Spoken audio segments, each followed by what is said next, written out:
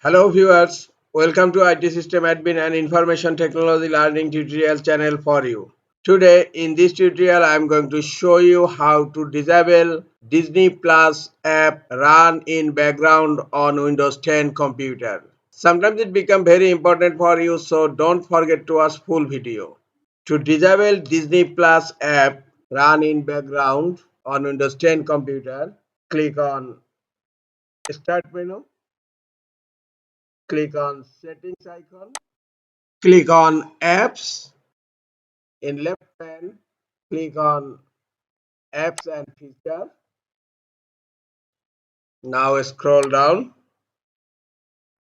look this on the Disney Plus app, select Disney Plus, and here you will find an option advanced options. Click on advanced options. Under app permissions, background app is turned on right now. Just click here to turn it off.